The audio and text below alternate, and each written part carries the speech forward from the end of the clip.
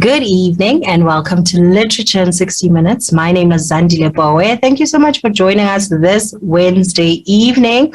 This evening we are reviewing a book. We read this book as part of the Zoe Live Book Club last year, November.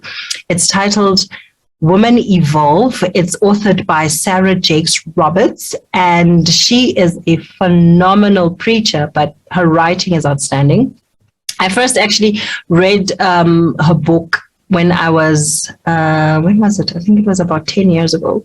And it really, really changed the way I see being a mother at a very young age, not trying to understand how the events of your life are interconnected and really how to come out stronger on the other side of every negative or what you see as an event that has really changed the course of your life forever.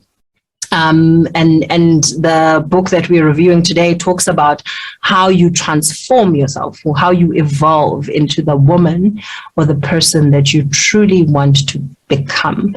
So I'm chatting to Ubeti Mabonda about the book, and she and I actually are going to be unpacking the book together so that you get some kind of insight into what it's about, and hopefully get yourself a copy and be empowered, because we really need tools and resources to help us figure ourselves out for the most part, but also get to understand, where we want to go and possibly chart a path as to how we are going to get there.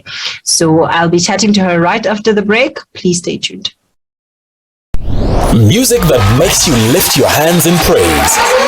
Zoe Live Radio. Zoe Live Radio, the abundant life experience. Welcome back. So like I said, I'm talking to Ubeti Mabonda. She is my book review companion. So she's joining me again. And the book we are reviewing is Sarah Jakes Roberts' Women Evolved. It came out last year, and it's quite an amazing book. Sarah, in true Sarah style, she really is gifted in terms of writing. She's gifted in speaking. And this book delivers a very unique and very important message that us as women, but I think it's also relevant for if you just change the context to you wanting to evolve, you wanting to transform into something that you really want to become and overcome your existing limitations. So I am chatting to her. Welcome, Betty. Thank you so much for joining me. I really appreciate your time. Thank you. Thank you so much for having me. I appreciate this opportunity yet again. Awesome. So let's get right into it. So okay.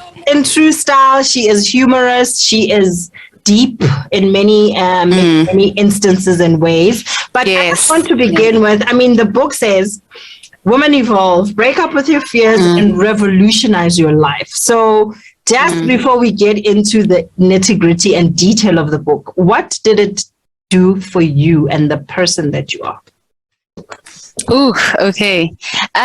So for me, I think it highlighted quite a few things. I had to really introspect and just agree upon a few personal things and disagree with other things. And I think one of them was just really doing it afraid, which this is just a quote from another book that I read by Joyce Meyer. So she also highlighted that for me, because even though I read the other book, Do It Afraid, I still had a lot of fears that would keep me from, moving forward or putting myself out there.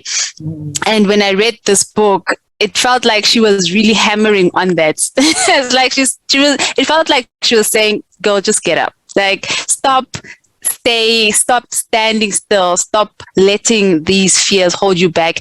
And with this book, it really highlighted the fact that at the end of the day, we are all human and we all have our insecurities. Well, I have my insecurities. And even with the fears that come along with them, acknowledging them is important, but don't allow them to paralyze you or don't allow them to define you. The insecurities as well.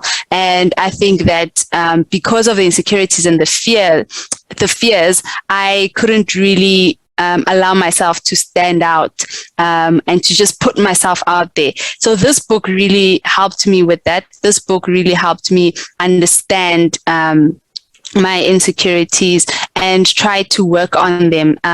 It really helped me to realize that I can really take my time when it comes to working on them, and I shouldn't let them define me. I shouldn't put pressure on myself. And it also highlighted the fact that even though there are certain changes and I may feel bad in terms of working on these insecurities or getting rid of a certain fear or just working on anything on myself, it's okay because we evolve. And it's something that is necessary for us to grow into the woman that we want to be. Yeah. Or that I want to be. Yeah, I resonate very strongly with that because the process of becoming, I mean, she says as a in your face, to every woman determined to abandon what was and bold enough to discover what could still become. This one is for us. I think just from that one intro was like, okay, we all want to discover the fullness of who we are. We all want to discover our gifts. We want to discover our talents. We want to know how great we are at certain things. We want to know how much we feel, about certain things. And circumstance and situations bring all of those dynamics into play. And we get to realize that, oh my gosh, I'm actually this way inclined when it comes to certain things. And that is not what I want to be like. And then you are confronted with having to change because that's your default. Yes. Yes. Changing your default is so hard because it's like, oh my gosh. Then you see other people, then you're like, hey, that person is calm. That person is cool. That person is this. I want that. How do I get that? And sometimes you don't get the of being in relationship with those people so that we can learn by example. We can be coached and trained into it. So what this taught me, and I love the referencing of Eve as the anchor character in this book. Yes. It's that she was a brand new human. Yeah. Very brand new in that sense that she had not really understood a lot about herself. There wasn't, between Genesis 1 and 2, it was very brief. She didn't get to live much for her to understand what she's tempted by, what makes her angry, what ticks her off, what makes her sad. So she didn't go through a lot before the enemy came in. And I mean, I have a pastor used to say, the enemy likes to clock the time in early. And that's exactly what the devil does here. He comes in, offers you doubt that, did God really say? Yes. And you get confronted by that a lot. Because you sometimes don't understand yourself before things come and attack you and really take over. And you come sort of like, oh my gosh, I'm at a deficit. I'm at a loss. I'm not who I want to be.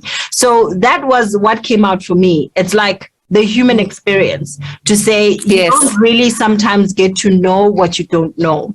And even about yourself, and when circumstances and situations come to reveal certain things about yourself, then only then can you go through the process of evaluating and evolving into the person that you want to become. So that's what came out for me, is that, you don't know what you don't know. You're human. This is by design, but just because it's by design and default doesn't mean it can't change. You can have the power to change it.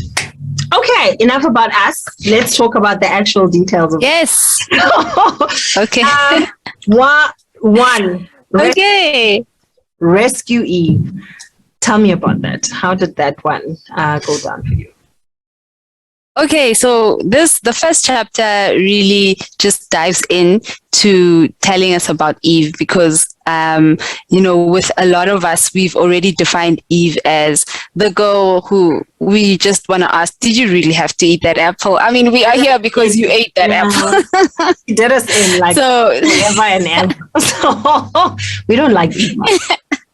Exactly. So the first chapter just highlights that the fact that she went through what we all go through, either on a daily or just a few times in a year or in a month. And it just highlighted the fact that she was human. Yeah. And like you highlighted, is that she was fresh. She was just, she didn't really know a few things and how much we know right now, because we know that, okay, we can be tempted. There are certain thoughts that we need to think or counter in terms of these voices, or, when we are approached by a negative thought or by the serpent. And for me, the chapter just highlighted the fact that she is human, and let's just evaluate her story. And that's what it did for me. I just got to understand the fact that number one, she was human. I too went through, or will even go through, certain temptations and be put in a spot where I will be asked the question, do you really believe what he just told you? Okay. And also be tempted to find out, if I don't do what he says that I should do, what is going to happen. And I found myself in those situations a couple of times, and trust me, the repercussions were not so good. And we get to learn from from Eve. We are still living. Yes, exactly. Yeah. Exactly. So that's what it did. That's exactly what the chapter did for me. And Rescue Eve is also highlighted the fact that, it really just said to me, rescue self. Rescue yourself. Try to see first from a different perspective before you feel as if you may be judged or ridiculed or any form of negativity, but just try to forgive first, and then identify maybe the issues and try to perceive them in a different angle. For me, and I know you are the reviewer here, but I just... We both reviewers. Come on now. I thought, this line, we have all been to that place, or at that place where we knew better, but we didn't do better. See, that is the crux of Rescue Eve for me. We all know better in certain circumstances. We all feel like okay, I have this knowledge and I have this understanding. But when it comes right down to our actions, we fall short. And it's hard because then, I have so many things. I'll make an example of me. I was 27 when I had my first child, but I was, I'm in my 20s. I wasn't married when I had my first child. So I knew better. I knew that, children are supposed to be birthed in the sanctity of a marriage and a family, and I didn't do better. So it's hard when you have to live with the consequences of your actions. You knew better, but you just didn't do better.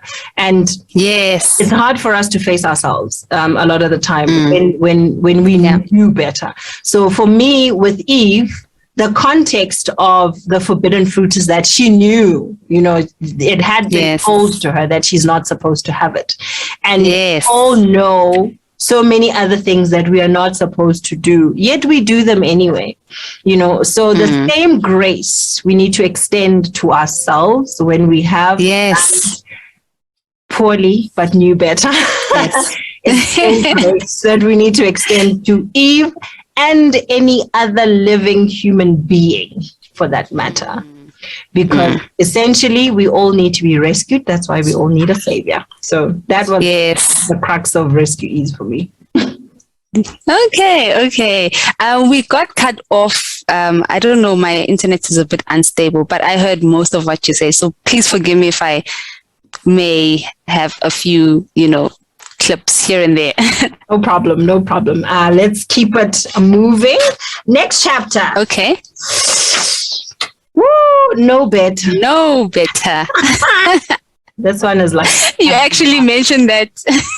You actually mentioned that when you were, sharing what the first chapter spoke to you. And Absolutely. I agree with the very end when you highlighted the fact that we all do know better. And for me, this chapter really highlighted that, sometimes let me speak about myself. Let me just refer to myself because I am not a psychologist, so I don't know many people. Be your own therapist at this point. Yes. Okay, so I've realized that I have found myself in certain situations that I would act first and then regret and think to myself, girl, you should have done better because you know better.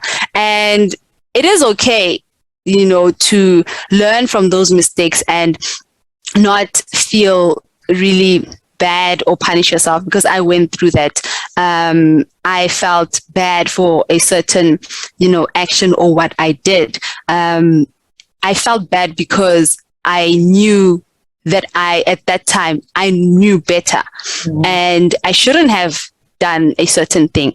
But having said that, I think I have come to a place where I really just accept what I did and just take the lessons from it. And I think another thing that came from that is that my faith then was very little compared to my fear, because this was now based on the fact that I did something that I knew back then that I knew better not to do that.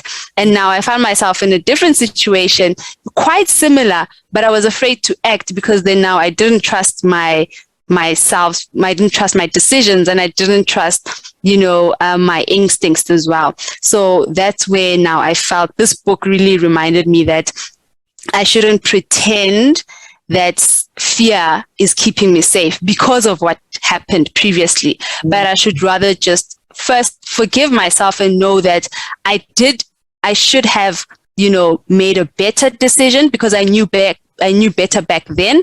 But it's okay to just do it, afraid, and just have faith in my decisions right now, because I've learned from the future. So for me, that's what I learned from this chapter, and that's what it spoke about for me. Knowing better is not just about, or you shouldn't just let it, paralyze you.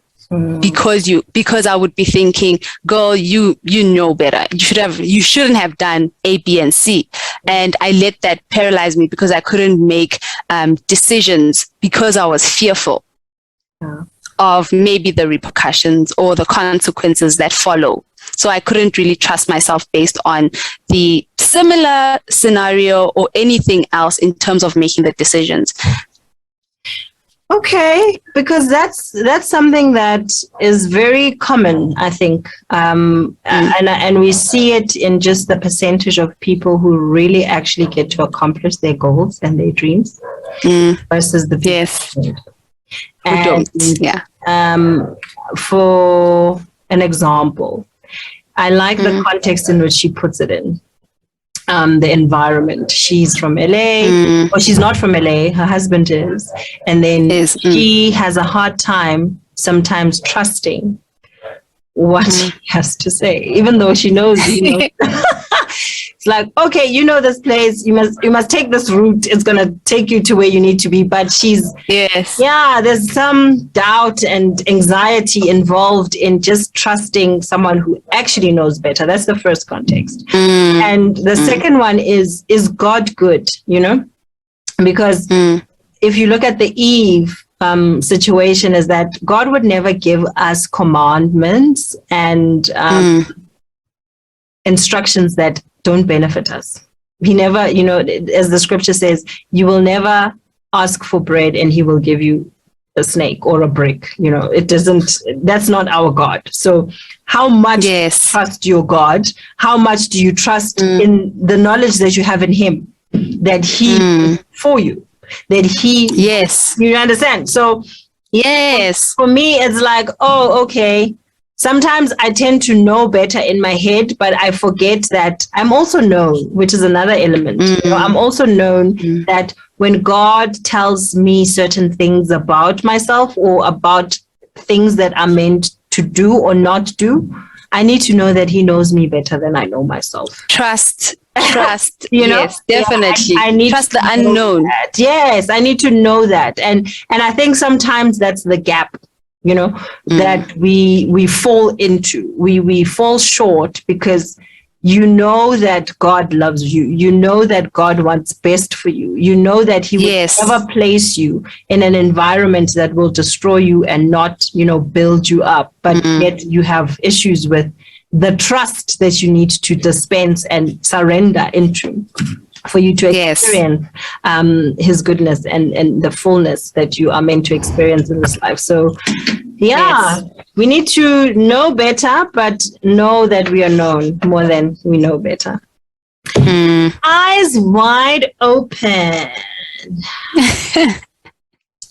Yes. So I think this one was one of my favorites, or could be my favorite.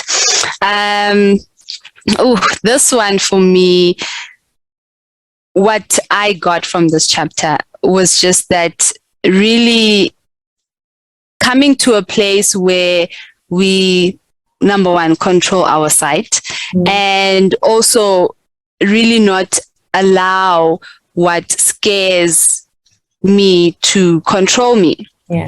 Because I think for me, the biggest thing that I battle with, if not on the daily, most of the time, is just fear. So for me, this for me was one of my favorite chapters. It just highlighted the fact that, we become more prone to, or I have become more prone to fear and letting it control me. And with that being said, not only does it control my decisions and, actions, but it controls my sight. It controls what I perceive. It controls what I see, because I can see something for what it is not. Because even having the fear, I would tend to overthink what I see. Because of fear. Fear could be the thing that is controlling my thoughts at the end of the day, because then now I'm overthinking and I'm seeing what is not there. I would even make up scenarios. And that's I see what you mean, because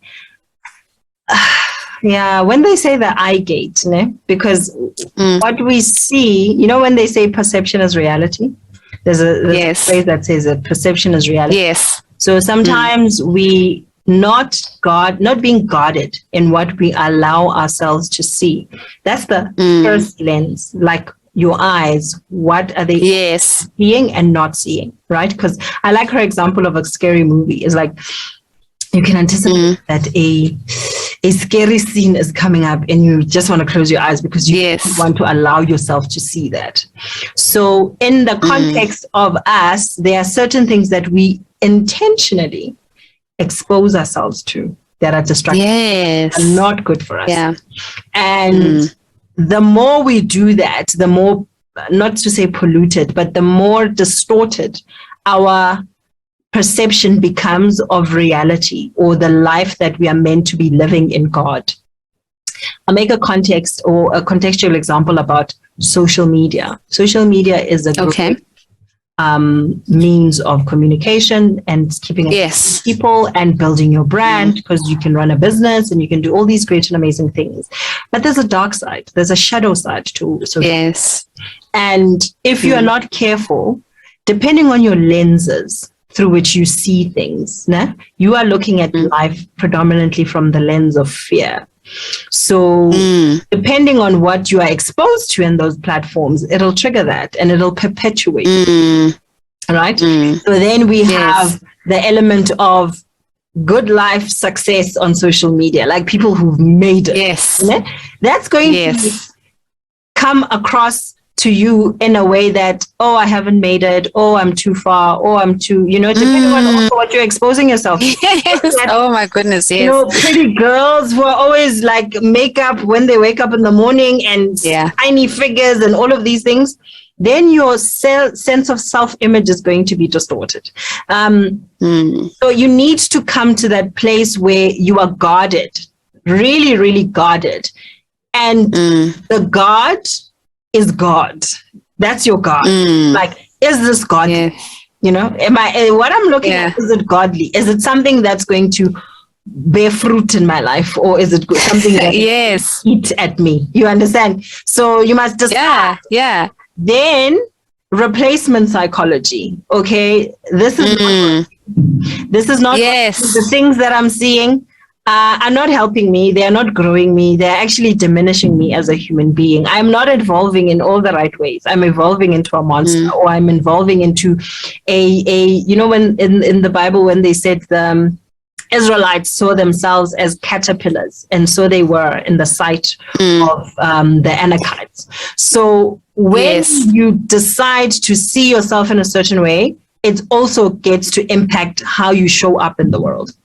And that is important for us to remember and be reminded by. And that's what I like about this section, is that you need to guard your sight, and it needs to be a godly lens in which you see things, and that will then filter through into every area of your life, how you see yourself, how you behave, how you act, how you live out your life, and like I said, how you show up in the world. So that was it for me. Preach, sister. You have just been preaching and throwing a few nuggets. I wish. Like, I'm really extracting what I learned from Sarah. She is so deep. That's what I love about her. There are so many things that you will read, and you will have to reread it a couple of times, even have it as a mantra if you can, for like a period of time, because it can seep right down to your spirit, and it can really change and transform how you see yourself. So the war of seed, tell me about that for you. Oh, okay. So just what you said, she really highlighted how you see yourself, which is very, very important. Just what you spoke about. And for the war of seed, like for me, when I got to this, small paragraph, so I think I will just read it quickly. It says here, your performance does not reflect your worth. The only way that your performance can ever get better is if you live in the consciousness that even being wrong is a blessing, because it can help you to be better the next time around. This sentence for me, I was like, okay, should I continue with this? Because with the rest of the chapter, I think I'm done with this. So for me, this really helped me see, like what you said, really replace certain thoughts. And because of these negative thoughts, or the fearful thoughts that I had just taken down my worth, and this affected my performance. So I never really saw myself better, or saw myself, way better than where I am. And for just a few days, actually, I think it was like a few weeks, I wouldn't say I was depressed, but I felt like I don't have any form of direction, what I really want from here. And this got me thinking that I might have really left my performance, on the side road. I might have just left my goals on the side road, because we only read this book in like November, I think, towards the end of the year. And when I got to this chapter, I felt like I had a slap on my cheek, like, wake up, girl, snap out of it. You are worth more. And this made me reflect on the year and try to really jot down what I really want. And I felt bad based on what I have done thus far. I felt that I needed to hold on to, for example, this qualification that I have and continue with it. And it made me think that, what if this is not what you have been called for? So maybe I should try to put my eggs in different baskets and try things outside of what I have studied and who I am who I am right now. And perhaps a certain performance somewhere else can revive, or maybe not revive, but really show me who I am meant to be and what my worth is. And perhaps I can elevate a few things in that certain basket and perform even better than where I am right now. And I think it really helped me to recognize who I can become based on who God sees me as.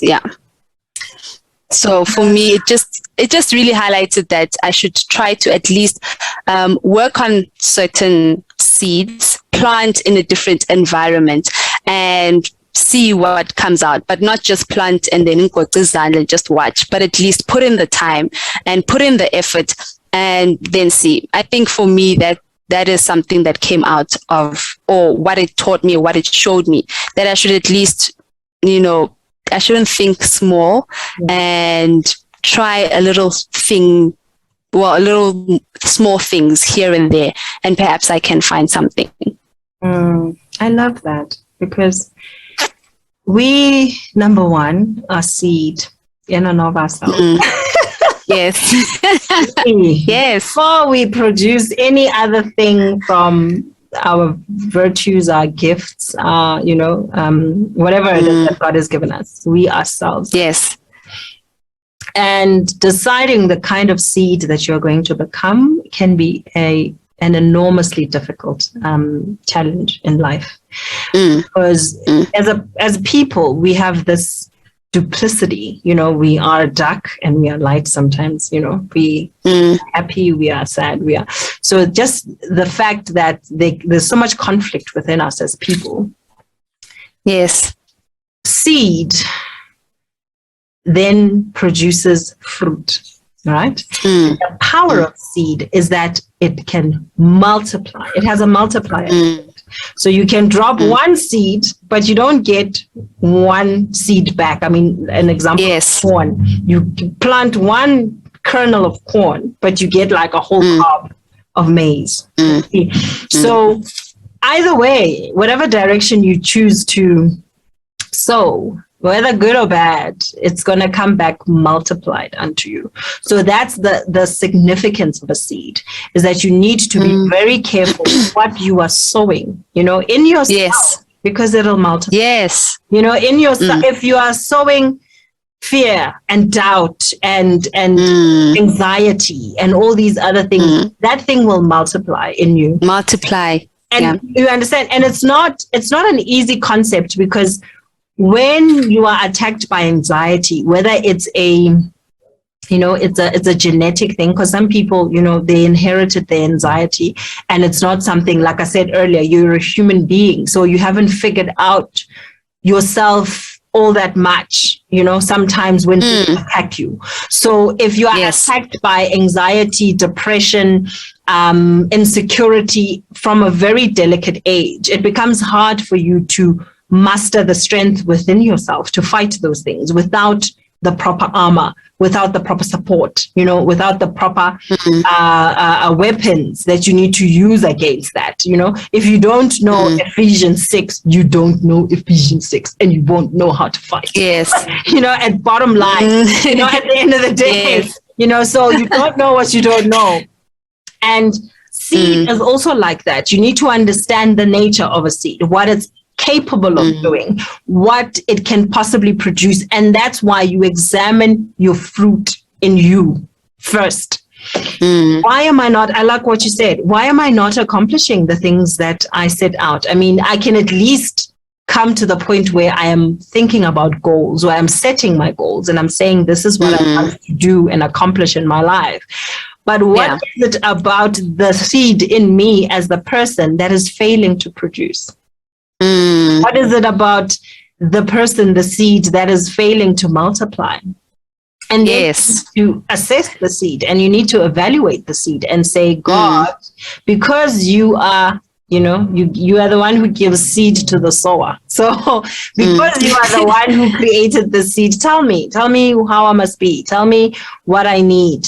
Point me in the right direction. If need direction, plant me in good ground so that I can have a chance. Let me not be, sown into shallow ground or stony ground. So all of those things are a product of you understanding whose you are as well. Yeah. Know how to assess your own seed. Okay. Work the weight. Let's work the weight and see how you worked the weight. Tell me. Okay.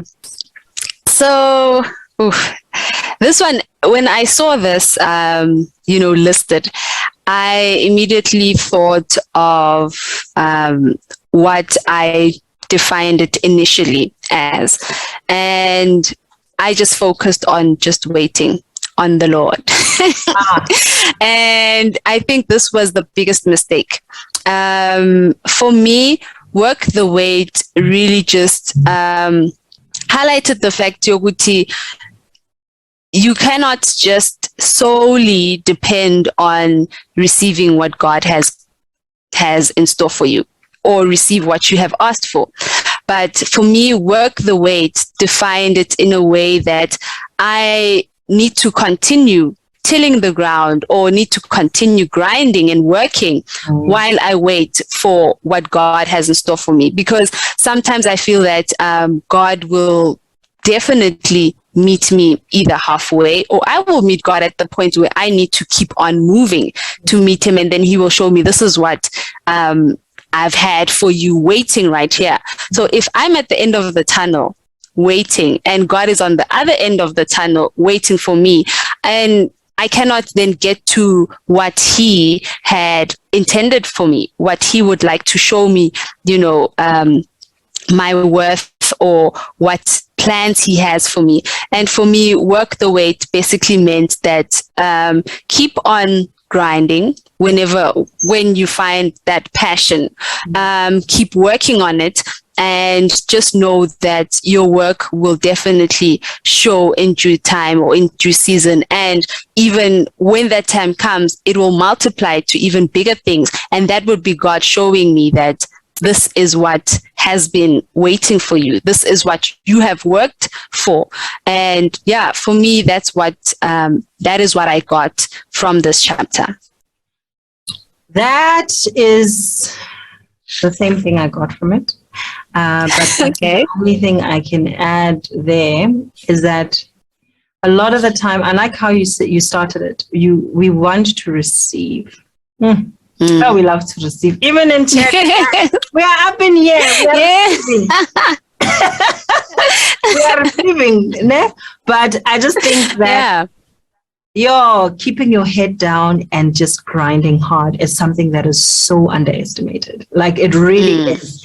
I don't think that people understand the value of skill. I mean, the first anointed person in the Bible was an artisan. His name was Zandile. So it's good. You remember his name. If God can put an anointing on the refinement, the skill, of making sure you do something and you do it exceptionally well. Before we had the Holy Spirit and the needing of we needed the infilling for skill. You understand? Adam was given the garden to work it. There was no promise of, look, yes, you had dominion. Yes, it's your territory. Yes. But you still need to work the land. God didn't, there was fruit growing all over, but there was a man who needed to manage it, a man who needed to tend it, who needed to look after it. We need to be that way as well about skills and talents that God has given us. You need to work those things, those small passions, because some of us, we are 5 talent people, some of us are 2 talent people, some of us are 1 talent people. But whatever it is that you're working with, just work it. Yes. That was the important thing. And because we like to wait for blessings sometimes, Yes. Like a person, just to make an example, it might not be a great one though, but some women wait to get married. we wait. Yeah. I'm waiting for the one to come and marry me. Yeah, okay? That way. However, how wifely are you becoming in your wait? Because it'll determine the fruit of your union. Yeah. You see what I mean? So sometimes you don't just wait because I'm waiting for him to come. But you know what? How are you becoming? I mean, in the book of Esther, she had 12 months of treatments. 12 months to beautify herself physically. Yeah. We need to give a spiritual perspective to that. How are you beautifying yourself for that which you are waiting for? Yes. How are you? Yes, absolutely. Yourself, so the passions, we are people of many interests. So whatever it is that interests you, whatever it is that you want, also think of it as in like, how am I going to multiply this thing? How am I going to make it better? In this period where I'm not necessarily getting rave reviews and I'm not booked out, if you're an artist, you are, creating your music and you're performing at small gigs. It's your passion. You love it and you are finding your skill, but you are not necessarily filling out stadiums. So in that season of your life, it's important for you to work really, really hard while you wait the ideal outcome that you want for your own life. Okay. Yeah, absolutely. Okay. We are taking time here. I'll never add up. I'll never add up. Yes, we are. Let's try to be brief. Quick. Yeah. I'll never add up. Okay. So it'll never add up. So with this one, yes, with this one, we were reminded with the story of the boy who shared the little that he had. And sometimes I think I've found myself in such situations where I couldn't really add up what just happened and what I just received. And for me, this really highlighted, Uguti, sometimes you can give with the little that you have. And even in the giving, it could be so much for the next person and it could have such a huge effect. And for me, when something never really added up, it was always from either a friend or from God. And it was all from God through a friend or through someone. And I would find myself in a position or a situation or somewhere, a place where I couldn't even understand how did I get here. And this was based on the little that the friend helped out with. And that's what it did for me. It really highlighted, Uguti, don't take what you have for granted, because it could be so much bigger when you give it out to someone else. True. Being under-resourced can actually be quite the resource. It really can lead to the multiplier effect, because I think for me it spoke to also just the mindset that we have about giving. Struggle in that area, because when you are battling with scarcity in your own life, material or spiritual, you will withhold more than you give. Yeah. Yeah, that's true. That is true. I can relate to that 100%. It's just a natural, instinctive human thing to say, sorry, but I can't give you the little that I have, because sometimes you've never seen something multiply. So it's hard for you to actually cognitively imagine it multiplying. And the blessing of the passage that she's using is that it was a miracle that they saw manifested. 5 fish or 5 loaves and 2 fish, right? Loaves. 5 loaves and 2 fish, and thousands of people ate. So if you've never experienced something like that tangibly, it's hard for you to believe that it's even possible. Yeah. So that's why a lot of us have that scarcity, lack mindset, and it keeps multiplying and perpetuating itself in our lives, because we never put the seed in the ground. Today in our church, the anchor scripture was, unless the grain of wheat falls to the ground, it abides alone. right? And Yeah. sometimes we would rather have it abide alone. Because I just do not trust that this thing has a multiplier effect. We do it with giving, we do it with tithing, we do it with giving of ourselves to other people. You know, I have 24 hours in a day. There's not enough of me to go around.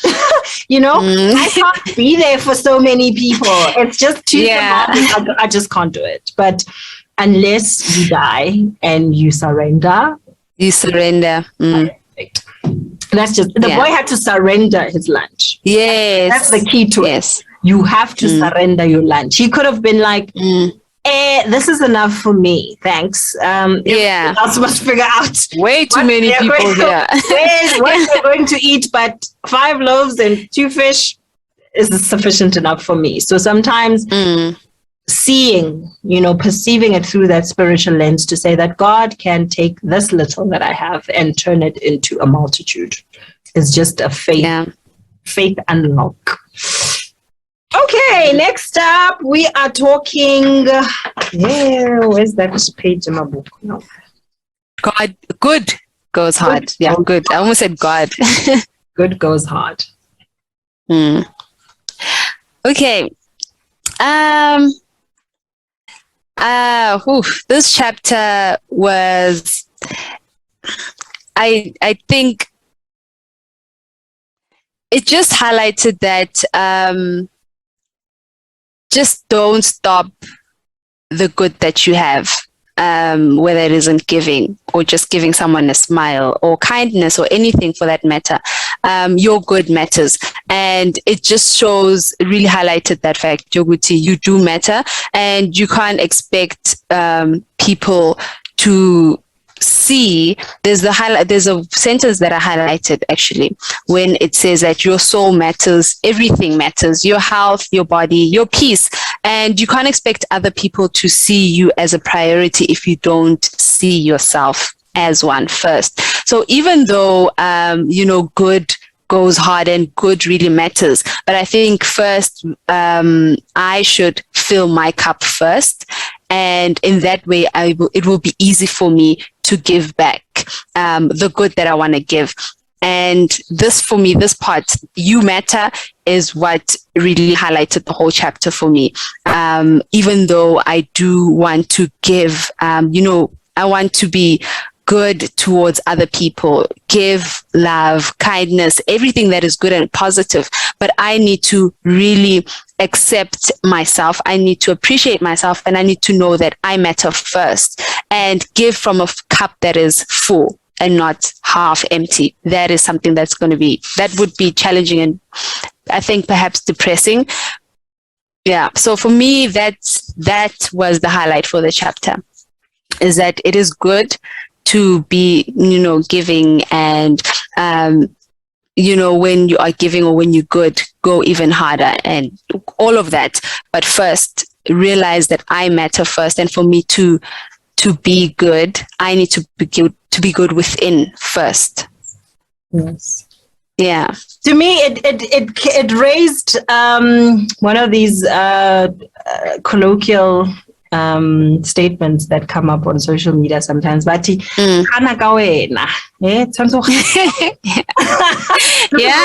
chapter brought up for me like because sometimes life will change you. There's a phrase, I don't know if I heard it or I came up with it when I was in pain, but there's pain that hurts you, and there is pain that changes you.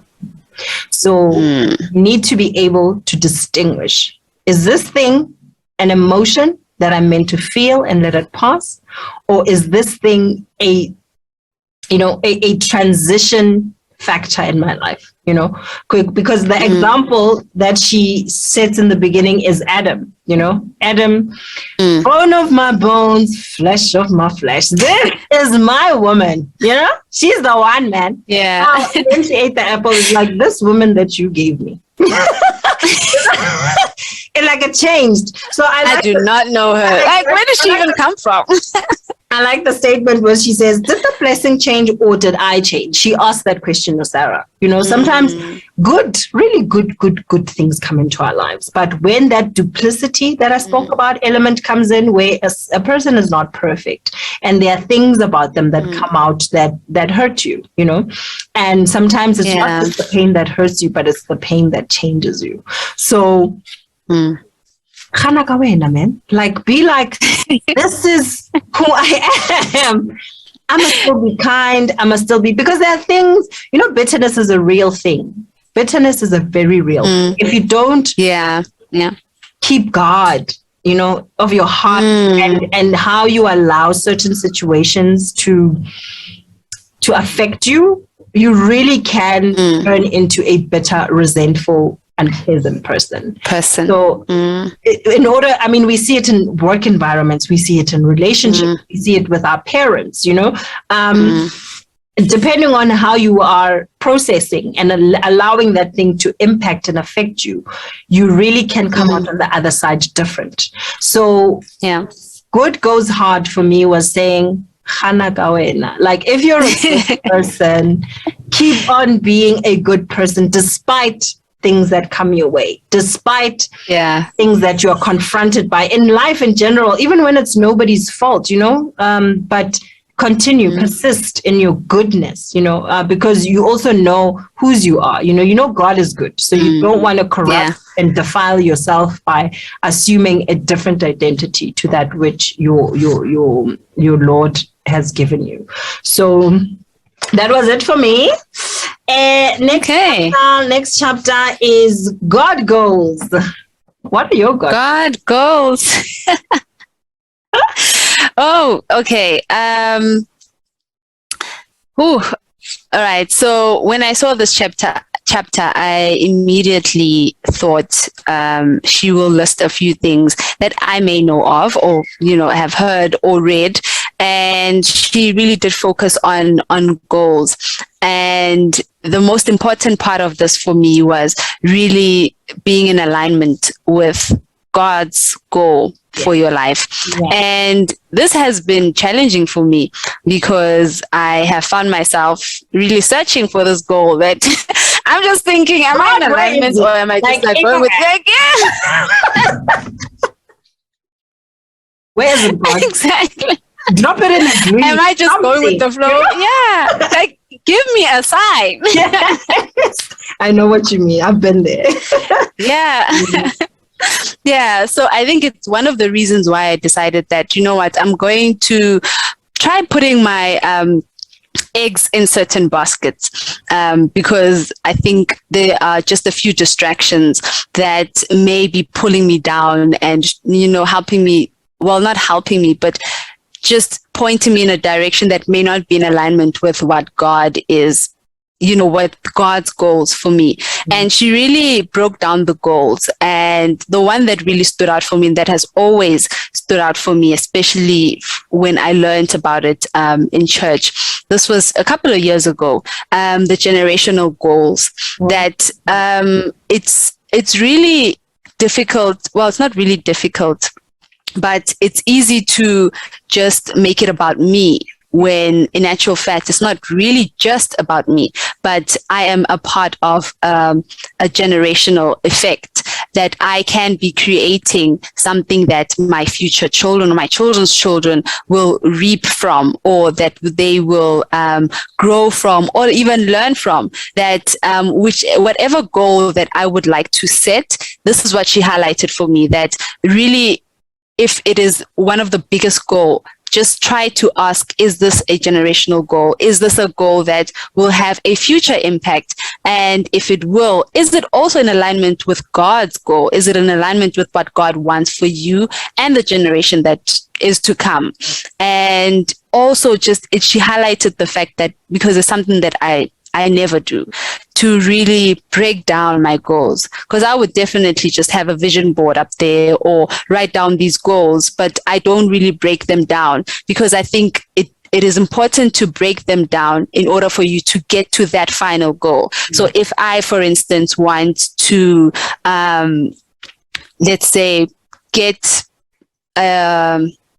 maybe invest in property or buy a new property, and I need to really now look at what I need to do to get to that. So I need to create smaller goals that will eventually get me to that. And for instance, if I say, okay, I want to have my own podcast, for example, then I need to break down what I need to do for me to get there. The little things. So for example, I will need to, get into the habit of writing notes, or I will need to just have a few recordings. I will need to even read more books, for example, or even listen to other podcasts. I will need to do small things in order for me to get there. So create smaller goals, achieve them, but those are part of stepping stones to get me to where I want to be, or to get me to that final goal. Yeah. Plans, we need to have plans. Yes. The actionable steps, and then that lead to the realization of our actual goals. So now this for me was, I won't add a lot because we're running out of time, but oh yeah, we are. The thing is it good or is it God? That's what it came down to. Okay, yeah. There are very many good things to do that we can invest our time and our energies in, but is it God? And the generational aspect is like that, is that God is a generational God. So anything that God wants you to accomplish, we have children because we have generational thinking in mind. We procreate for that reason. You want your lineage to continue. You want, but sometimes we end there. We are people who just have children, but we don't know, what legacy we are going to build that is going to outlive us, and that they are going to inherit and take moving forward. So sometimes the only aspect of generational impact we have is just of giving birth and having children and continuing the cycle, but we need to delve deeper. We need to take it more than that, and we need to have it at its different levels.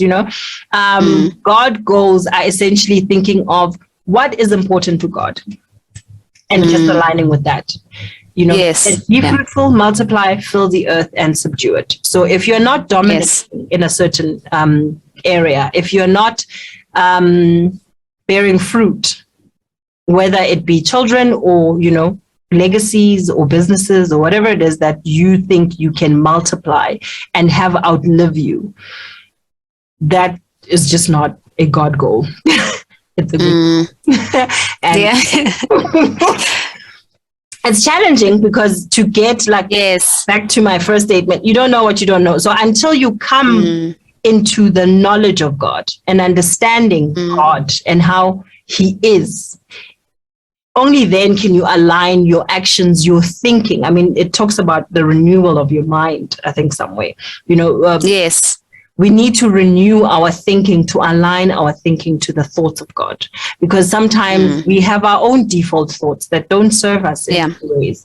So getting rid of that, displacing that with God thinking, displacing that with what He requires of us. Only then do we become and evolve, because it's women evolve. So and evolve into the powerful beings that we were created to be. So the goal element was of that, whether they are short-term, long-term, or whatever. At the end of the day, is it good or is it God? For me, that's is it God? That was the succinct version of it. So set it in motion. Set it in. What are you setting? So for me, this chapter just really highlighted the fact, Yoguti, just take peace in knowing that you can operate with what you have and what you have given the certain information, and it is okay if you didn't do your best or you didn't do what was expected of you, and just continue even after that, because you have done your best. You put your best foot forward, and you might have even done the best that you could have done. But I think that for me, this chapter really highlighted that fact. It's okay, and it may not come easy at some point, but it's okay. Just keep moving. You did what you could with what you had, and that shouldn't affect your decisions in future. Exactly. And because, we always have that fear of starting, like, because you don't even assess what you know, what you have, and what you're capable of, because you just have this fear that's hindering your motion, So sometimes the real true liberation comes from deciding, you know what, I really don't know what I'm doing, but I'm doing it. I don't know what. Yes. Yes, I am doing it, and exactly, and you will be amazed just how much. It's like how I started this podcast. It's like, I don't know, but I'm gonna research a bit here and there, and I know I really want to do this thing, and I think I have the gifting for it, and then I went for it, and here I am, almost a year later, still doing it. And it's not perfect. It's not up to the quality that certain people might like, but I just think I started, I set it in motion, and who knows where I'll be 2, 3, 4, 5 years from now, based on the limited resources, knowledge, and information that I had. I went ahead and I did it anyway. So that's the gist of it. Yes, that's good. Start. Like, keep it moving. You learn as you go, and you'll get you'll get it right eventually. Yeah. Don't do it alone. Yeah. Oh, don't do it alone. For me, this just kept on nailing the fact that I need to get out there and network, and really just know that I am not alone, because I do find myself in, positions mentally that I'm just going to do this alone, because nobody is either in the same realm as me mentally, or what I want to do. And I think it's been easy for me to fall into that, because I never put myself out there. I never really went out to socialize or network. So how do I expect to really resonate with this fact that I can do it with other people? Because I've just been around the thoughts, I can do this alone. I'm a strong woman. Yeah. I can conquer and do everything alone. I don't need anybody. And it reinforces your fear, actually. Yes. It's like, I don't have the confidence. I don't have the right English. Yes. I don't have the right personality. I'm not an extrovert. We then start picking our items of why it's not going to work, and we keep on reinforcing. Yes. So yes.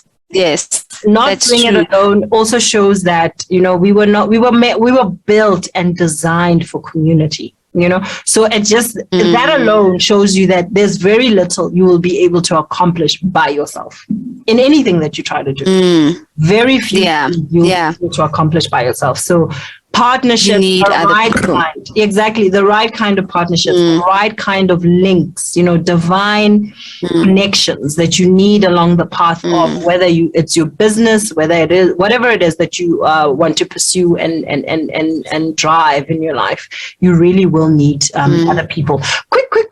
Other people. Last one. We like a few seconds left. Yeah. Wild woman. Oh my goodness. Can just really, this sealed everything. This was just for me.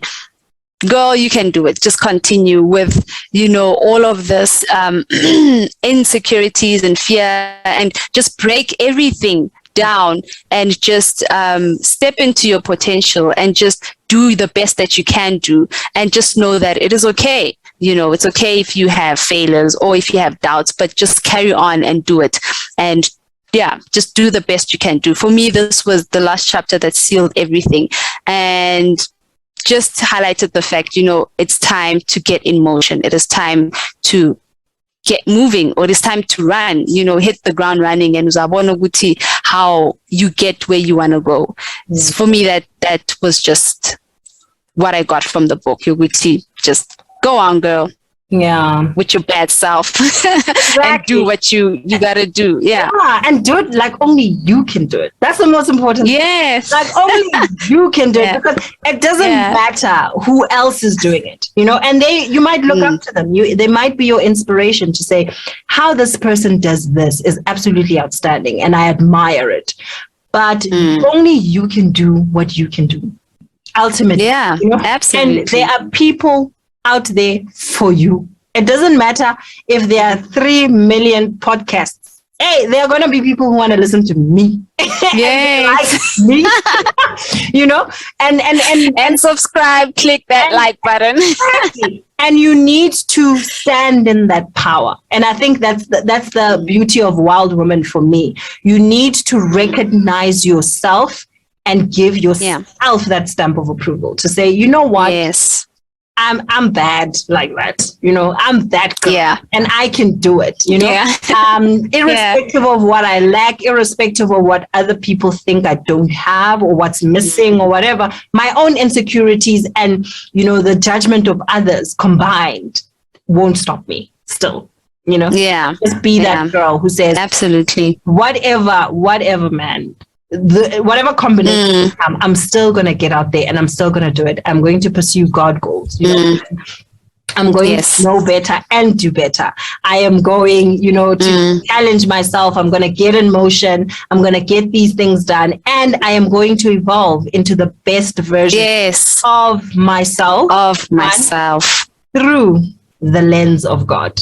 Not the best version of myself I'm that girl with pride and but I am going to become the best version of myself, but the godly version, not the 2.0 new age you don't know what's driving me version, but wonderful. We did it. I love this book. Absolutely. I would definitely recommend. I think people should read it. It doesn't matter if you're really far along your journey of self-discovery, it really can add a lot of substance to what you already know, and you may pick up a thing or two from it. But thank you so much, Betty. Thank you for having me. I appreciate you. Thank you so much. After the break, you guys, any parting shots from your side? Sorry, before I say after the break, shots from your side. No, actually, I enjoyed our review, and definitely would recommend someone or anybody to definitely go and get this book. They would even get more than what we spoke about. Definitely, Okay, cool. Thank you for having me. Awesome. See you next time. See you for the next review. All right, see you next time. Yes, definitely. Cool. But after the break, I'm going to be closing out with you guys. Please stay tuned. Getting into the spirit and the word through music with Zoe Live Radio. The Abundant Life Experience. Zoe Live Radio. The Abundant Life Experience. Welcome back. Sure, that was a mouthful from Betty and I. I hope that you are ever so fascinated about the book still, and you are really keen to buy and read it for yourself, so that you can get the nuggets and the information that you need to sort of unpack certain elements about yourself, unpack certain elements about the journey that you want to travel on becoming the best version of yourself and the person that God really wants you to become. So that was great. I look forward to yet another show with you next week. Hopefully I'll be chatting to an interesting author. But until then, stay blessed. May God bless you. Have a fruitful week, and we'll catch each other next week.